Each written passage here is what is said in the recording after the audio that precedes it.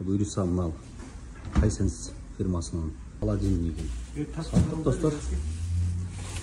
Ең соның ең денен чоң холодильник достар. Қызыққандар болса байланысаңыздар болады. Егер де сіздерге дағы ушундай кенен сонун матовый кара түстөгү холодильниктер керек болса биздин байланыш номерлерге же болбосо жеке куржунга байланышсаңыздар сіздерге дагы сонун толук обзор кылып бергенге даярбыз. Бөлүп төлөө жолдорунда пайызы жок достор. Банкка барбайсыздар, паспорт менен эле магазинге келесиздер.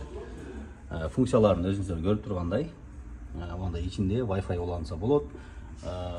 No Frost акыркы заман талабына ылайык саманбап муздаткыч достор.